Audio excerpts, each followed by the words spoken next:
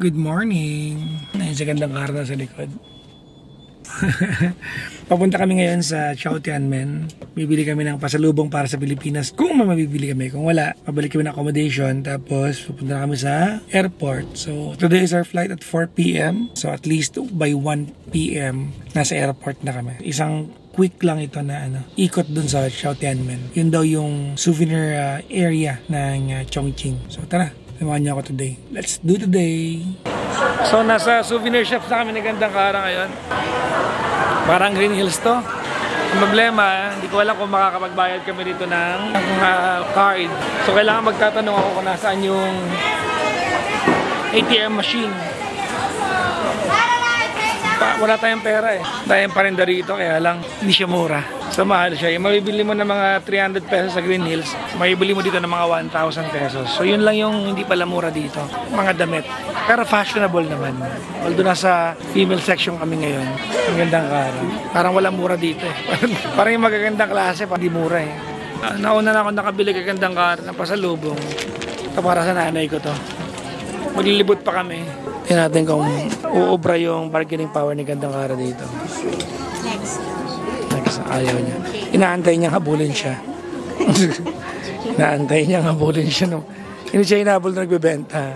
Bahala siya dyan. So, iniwan ko muna si Gandang Kara doon.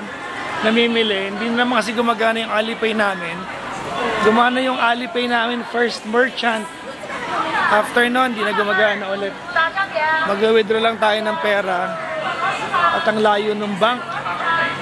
Hindi pa yata. Nasa ATM na tayo. Maulan guys. Sana talaga tanggapin yung card natin. Para hindi na maghanap ng iba. Paano kaya ito? Pusang gala. Chinese. Hala.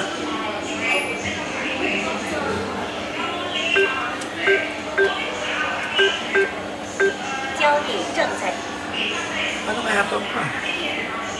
Paano kaya English? Withdrawal. Ako, sana magpa-withdraw ka. Kung hindi, apply ako. Ayun, buti na lang.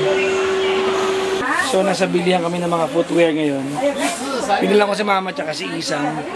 Dami namin binili. Nagkakabayaran na kami. Ayan. Okay. Actually, honest naman sila, no? Oo, napaka. Okay. Ang galing. Mabait yung mga tao dito. Ha? Balik tayo bukas. Kaya nga eh. 39. Mabait tao dito. 这个49。还有一个，这是59。 400. 402 yuan daw. Tumawad tayo guys ng ng 2 yuan kasi 402. 400 yuan. Sisi. Life update kami ni Gandang Kara. Ayan o. Ito na yung mga napamili na yung pasalubong. Karamihan dyan sa akin. At yan kanya. Haggard ko na. Magmamadali na kami bumalik ng hotel para makapunta ng airport dahil 12:15 na. Nakapamili na kami ng ng mga pasalubong namin. Ang oras ay 15 minutes bago mag-alauna. Sa pagkatapos nito, iimpakain naman namin ng mabilisan yung mga binili namin dun sa accommodation. Tapos rekta na kami sa airport. Doon na siguro kami kakain. Wala ng time. Kasi 4 p.m. yung flight namin. Yan na yung famous na bridge na parang centerpiece ng Chongqing. Nasa harap natin. Karamihan ng gimikan ay nasa paligid ng bridge na yan. Sa magkabilang end. So ito yung daan papunta sa accommodation namin. Medyo pang race car yung driving ni Kuya. Nakakatakot. Actually, lahat sila. Dahil sobrang ganda ng kalsada nila dito kung mag-drive sila. Sure na sure sila sa likuan. Pero may-ari kami nakakita ng banggaan dito. At may nagsakasagian. At may nakakita kami dito ng nagasagutan, nag-aaway. Doon sa pinanggalingan namin may nag-aaway. Bakit lalaki, matanda. Yan, ito yung Hongyadong area. Yung pinost ko na light show sa gabi. Yan, Hongyadong. Mamimiss ko rin tong Chongqing na to. Ang ganda rin. Balik ko ulit bukas. Balik ako ulit bukas. Makapahinga ka lang ng 1 week. Pwede. Para yung bumalik agad ako dito, di ba? Ito na yung area kung saan along the river yung kalsada. Alam niyo, in a lot of sense, itong Chongqing, para siyang Singapore yung vibe niya. Kasi mahilig din sila sa flowers, sa puno. Although hindi nila showcase, pero walang lugar dito na walang bulaklak, walang puno, at ang hilig nila sa mga halaman. Marami sa kanilang priced items sa mall ay mga flowering plant na very rare. So binibenta sa mall yun. Ano yan? Ring Mall. Oo. Yun yung pinakamagandang mall. Dito na puntahan.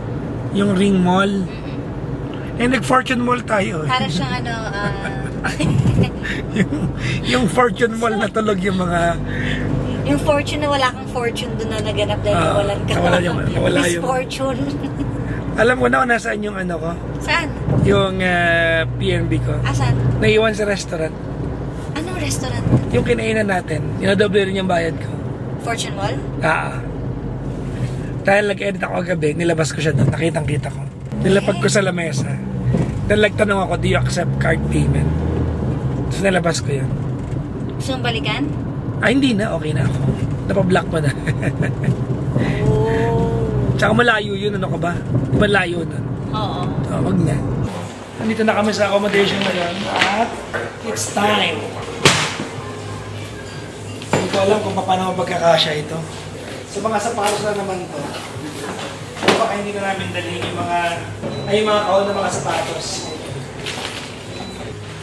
May pusa. Hello. Maganda lang pusa dito. Hello. Lapit-lapit kayo, uwi kita. So nakaalis na kami ng accommodation. Ito na yung mga gamit namin ni Gandang Kara. This one is mine. Ito yung akin. Kay Gandang Kara to. Nagpunta lang siya sa may market sandali. Bibili siya ng hopya. Kasi gusto rin niya ng hopya dito. So ang oras is 1:30. So makakarating kami ng airport ng around 30 minutes yun So 3, 4. We have 2 hours to get inside the terminal. So sana may chance pa kami kumain doon or whatnot. Kasi parang late na, no? We really have to get to the airport. Kasi 4 p.m. ang flight namin. Mahirap na maiwan na airplane. Kasi pag naiwan kami ng airplane, yung airplane namin dadaan pa siya ng Shanghai. May layover kami ng 2 hours doon. Pag naiwan kami dito at nag-adjust kami ng flight, may iiwan din kami ng airplane namin. Philippines from Shanghai. Ripple effect siya. Kailangan na namin talaga makaalis now na. Nandito ko lang si Gandang Kara. Nasa taxi na kami going to airport. At buzzer beater to. Pero in our experience naman, sa ibang bansa, hindi naman congested ang airport nila. Maayos naman. Maiksi pila, organized. Sana same thing dito sa Chongqing. So ito yung typical skyline ng Chongqing. Siya nag-turn on ng aircon. Parang tinipid niya kami. Bukas lang yung bintana. Parang si Gandang Kara mag-drive yung driver natin. Imagine mo, no, kung 100,000 yung driver dito, 100,000 kagaya mag-drive. Pag siya nag-drive, sure naman, pero yung pasahero, kinakabahan. Ganun ka Kasi hindi pa nababangga to kahit kailan Ako yung binabangga. Yung mga bus nila rito, parang yung P2P bus natin sa atin. Pareho lang din. Pampalubag-loob, binuwas na niya na yung aircon. Kasi, dumaan pa siya sa charging station. Ito pala ang charging station nila. Ayan Ano? Tatanggalin yung battery sa ilalim. Bakit? Ayun, tapos ilalagay yung bagong battery. Ganon. Ang galing. Ang galing Ito yung ito yung mga stock room ng mga batteries. Ayan. Ayan yung kuya driver namin. Nag-order siya ng battery ngayon. Sobrang high-tech mo. So sa ilalim namin ngayon, automatic umaangat yung, gumagalaw yung sakyan. Oops, umaangat yung sakyan. Tapos, tatanggalin yung malaking panel of battery sa ilalim. Yung nakita namin sa harapan kanina. Tapos papalit ng bagong fully charged na battery. So yung pagpapacharge ng battery dito pag taxi ka, parang pagpapagas rin, saglit lang. 20 minutes pa kami bago mag-airport. So I guess, baka matulog muna ako sa biyahe. Tulog ka muna. 20 minutes pa Para makalimutan ko lang yung gutom mo. Kasi nagugutom ako. Hindi ko lang alam kung may makakain ako sa airport. Kasi in my experience, ang airports, ay hindi friendly sa mga vegetarian at vegan. Halos walang option. Sa lahat ng bansa na puntahan natin. Hirap akong kumain sa airport. Kaya pa sa airport ako, puro mani ang kinakain ko. Bihirang-bihira sa airport ang merong pagkain ng vegan. Kwento ng buhay namin ni Cara dito. Cancelled flight. Kinansel yung upuan namin. Pero nilakaban lang namin kaya kami na yung huling tao nga sakay ng aeroplano. Cancel yung tren, cancel yung aeroplano, cancel na naman yung upuan. Lahat ng cancel nangyayari na sa amin dito. Tumatakbo kami ngayon papuntang aeroplano. Yung mga gamit namin, hindi na namin siya na-check-in. Hindi na na-check-in kasi hindi na kami maabot sa boarding gate dahil nakipagpalo pa din sa ticketing counter. So nasa plane na kami. Grabe yung takbo namin kanina. Ang lala. Sobra yung stress kanina. Meron din naman vlog si Gandang Cara dito. Ang una sinabi sa amin, wala na kayo upuan sa aeroplano. Nahihirap pakipagsagutan kasi Chinese yung salita nila. Din lang kami sa kabilang counter. Tapos nag-usap-usap sila ng Chinese. Din lang kami sa kabilang counter. Yung last called flight ang tawag na counter. Yan lang kami doon. Nagawa ng paraan. Nagkaroon kami ng upuan. Pero with only few minutes to spare, kaya tumatakbo kami kanina. Ang lala. Yung bagahe namin, hindi na na-check-in.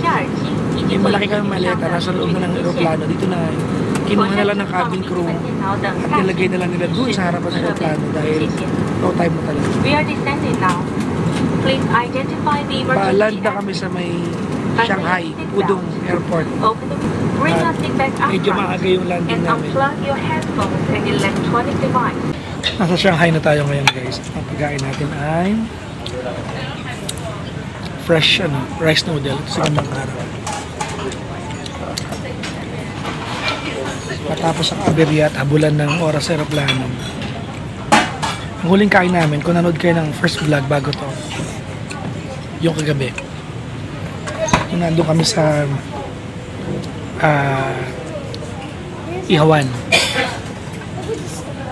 Yan ang huling kain namin. Ito yung kasunod.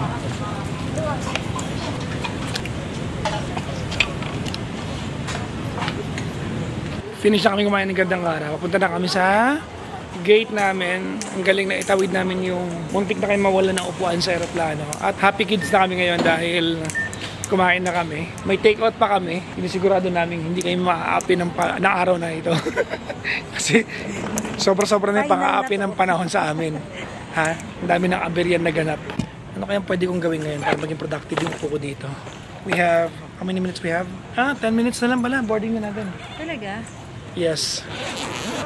I just have enough minutes to edit some things para may upload naman ako sa inyo. Dala ko tong laptop ko. Tandaan yung tip ko ha, sa mga magka-travel ng abroad ha. Alam mo yung tip ko sa kanila? Ano? Magbaon lagi na extension wire. Dahil sobrang laking tulong, di ba? Oo. Sobrang laking tulong extension wire. It saves you from a lot of trouble. Okay, laptop time. 36. On your right. On your right. Left. Nasa airplane na kami ngayon. Kaka-take off lang namin. Nasa emergency exit row kami. 3.5 hours na flight ito. At nakakainip kasi kinuha nila yung laptop bag ko sa akin. Malayo, bawal daw yung may nakalagay na kahit lang sa harapan. 为29摄氏度，84度，谢谢。Ladies and gentlemen, our aircraft will be landing at Manila International Airport at 12:55 in the midnight. The ground temperature is 29 degrees centigrade and 84 degrees Fahrenheit. Thank you.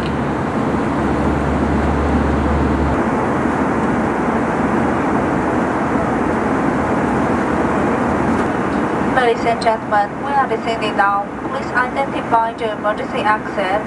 Fasten your seatbelt, open the window shade, secure your tray table, Bring your seatbelt upright and unplug your headphones electronic devices. Please make sure the large portable electronic devices are stored properly. Thank you. Ladies and gentlemen, welcome to Manila Ninoy Aquino International Airport. Please keep your seatbelt fastened until the seatbelt sign is off. See you next time. So, nasa Philippines na kami at ina-handle namin yung bagahe namin mula dito sa conveyor belt. Pagkatapos nito, papahinga na. Welcome back to the Philippines. Welcome back to us. Nag-enjoy ka? Yes. Yes. Dami ng aberya. Well, thank you for watching today. Bye-bye.